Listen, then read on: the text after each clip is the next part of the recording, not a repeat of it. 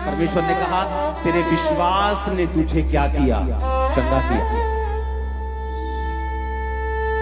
जितनों ने उसे ग्रहण किया उसने उन्हें परमेश्वर की संतान होने का अधिकार दिया, अर्थात जो उसके नाम पर विश्वास रखते हैं वो ना तो लहू से, ना शरीर की इच्छा से, ना मनुष्यों की इच्छा से, परंतु परमेश्वर से उत्पन्न हुए हैं। सब बोलो आमीन।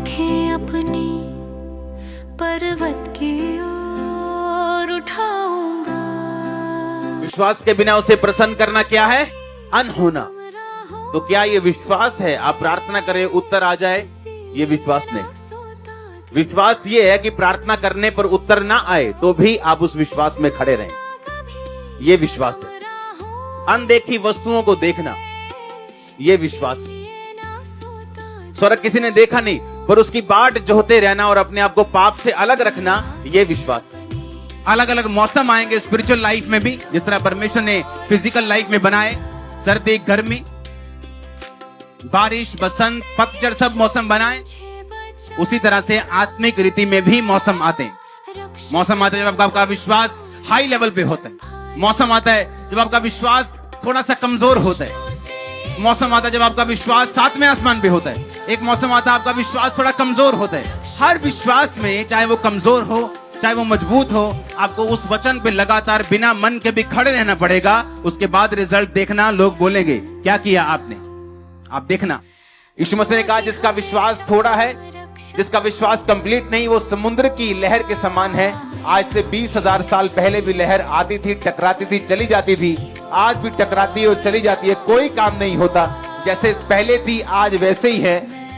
उसी तरह से बाइबल कहती है उस व्यक्ति जिसका विश्वास दो चित्ता है वो समुद्र के लहर के जैसे। अब परमेश्वर ने कहा, कहता है जिसको ये विश्वास है कि प्रभु यीशु ही मसीह है, यानी जो बपतिस्मा ले चुका है, जो परमेश्वर पे विश्वास करता है, कहता वो परमेश्वर से पैदा हुआ है। कहता अगर तुम ये मानते हो कि तुम परमेश्वर से पैदा हुए हो तो तुम उन सब चीजों से प्यार करोगे जो परमेश्वर से पैदा हुई।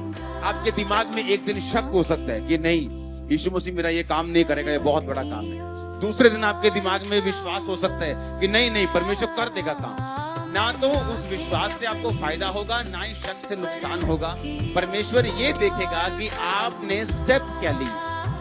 अगर तो मेरा स्टेप ये है कि नहीं नहीं मुझे नहीं विश्वास कि यीशु मसीह मेरे जीवन में ये काम कर सकता है और आज मैं घर में बैठ जाऊं रूस के और चर्च में ना आऊं, ये मेरा कर्म है। ये कर्म दिखाएगा कि मैंने शक पर चल पड़ा हूं, मैंने शक कर लिया। मेरे मन में विश्वास है परमेश्वर कर सकता है लेकिन कर्म नहीं है, कोई फायदा नहीं। मेरा कर्म बताएगा कि आज मैं प्रभु के घर में हूँ, आज मैंने प्रार्थना को बढ़ाया है, मैंने परमेश्वर में पवित्रताई में चलने का निश्चय किया है। ये कर्म बताएगा कि परमेश्वर में आपने जो मांगा है वो आपको मिल जाएगा।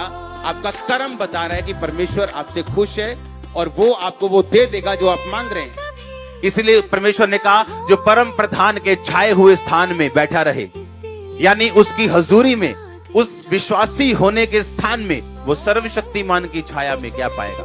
ठिकाना, यानी डिफेंस, यानी सुरक्षा पाएगा।